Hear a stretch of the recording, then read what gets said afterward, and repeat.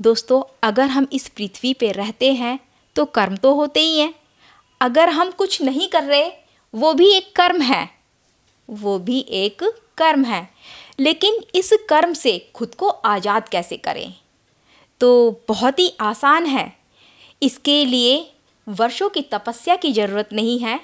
हाँ, मन को जिस टाइम ये समझ में आ जाए कि जो कर्म हम कर रहे हैं कि उस कर्म में हमारा मोह है या प्रेम है या हमारी कोई लालसा छिपी हुई है, अगर ये सारी चीज़ें हैं उसके अंदर, तो ये मान लो कि ये जो कर्म है ना हमसे चिपका रहेगा। लेकिन कर्म फल से आज़ाद कैसे किया जाए?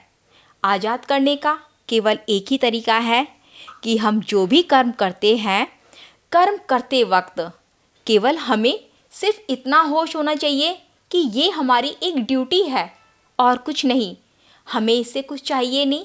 ऊपर वाले ने हमें कुछ समय के लिए भेजा है, किसी उद्देश्य को पूरा करने के लिए, खुद को जानने के लिए। लेकिन उस बीच में ये ड्यूटी उसने दे दी है हमें कि ये ड्यूटी भी तेरे को करनी है। लेकिन हम कुछ कर्म ऐसे करते हैं कि हम कर्म करने के साथ साथ हम फल की इच्छा रखते हैं कि हमें ये कर्म करने से हमें ये फल मिलेगा। फॉर एग्ज़ाम्पल, अगर हम पूजा करते हैं तो क्या करते हैं? हम मंदिर जाते हैं।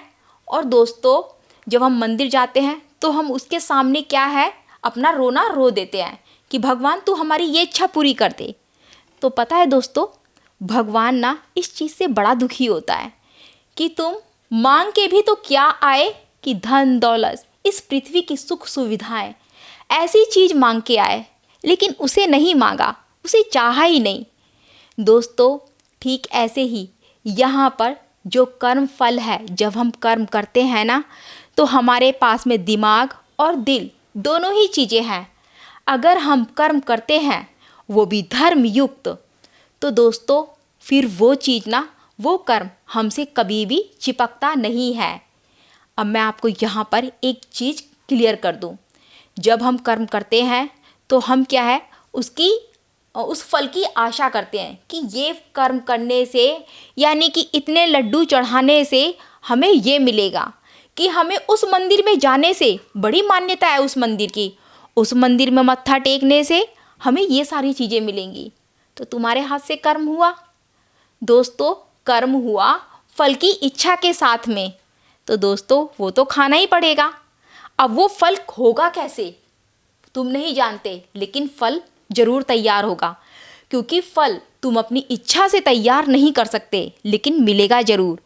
लेकिन अगर तुम किसी मंदिर में मत्था टेकने गए हो और केवल इस भावना से मत्था टेका है कि भाई मेरे को चारों दिशाओं में केवल वही नज़र आ रहा है, और इसीलिए मैं उसको सभी दिशाओं में मत्था टेकते हुए कहता हूँ कि बस तेरे सामने खुद को बारंबार समर्पण, तो दोस्तों यकीन मानो कोई फल तुम्हें वो दे ही नहीं सकता।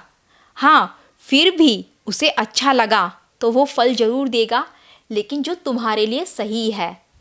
दोस्तों, अगर हम कर्म करते हैं तो धर्म युक्त कर्म करो, और वो भी बिना किसी स्वार्थ के, तो वो चिपकेगा नहीं।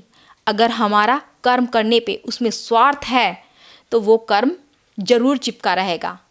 एक एग्ज़ाम्पल और देती हूँ कि देखो दोस्तों, जब हम मरते हैं तो मरने से पहले क्या है, ये शरीर सारे कर्मों का फल भोग लेता है, लेकिन अंत समय में भी हमारे अंदर कुछ विचार रह जाते हैं।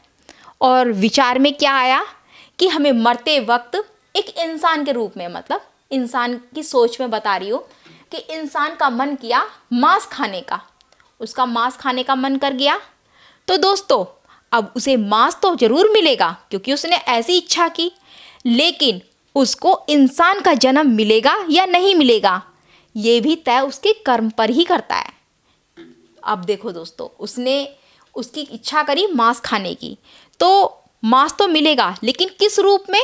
उसे कुत्ते के रूप में मिल सकता है, उसे भेड़िए के रूप में मिल सकता है, उसे शेर के रूप में मिल सकता है, किसी भी रूप में वो दे सकता है, क्योंकि इंसान के रूप के लिए कोई कर्म किया नहीं, यानी कि इच्छा भी की तो किस चीज़ की? मांस खाने की। और मांस तुम्हें किस रूप में देगा वो पता नहीं। तो दोस्तों, तभी कहते हैं अपनी ज़िंदगी में इस मेडिटेशन को शामिल करो। जब मेडिटेशन को तुम शामिल करते हो तो यकीन मानो ऐसी बहुत सारी किताबें तुम्हारे सामने खुलने लगती हैं। जितने भी आध्यात्मिक की किताबें हैं वो सारी की सारी तुम्हारे अंदर ही हैं, कहीं बाहर नहीं है। जो बाहर किताबें हैं ना, वो भी आपके अंदर की ही उतरी हुई किताबें उसके अंदर छापी गई हैं। क्योंकि खुद ही सोचो, आसमान से ये किताबें नहीं टपकी हैं। उसके अंदर जो ज्ञान है वो तुम्हारे ही अंदर का छुपा हुआ ज्ञान उसके अंदर उतारा गया है। बस इतनी सी बात है। अगर तुम्हारे अंदर वो ज्ञान नहीं है तो दोस्तों, उन किताबों में से पढ़कर भी तुम्हें ज्ञान नहीं मिलेगा। पढ़ा पढ़ाया ज्ञान अगर तुम्हें मिला भी तो उससे तुम्हारा फ़ायदा नहीं होगा। हाँ, अपने आप को मेडिटेशन की राह पर लेकर जाओ, वो सारे के सारे रास्ते तुम्हारे खोलते जाएगा।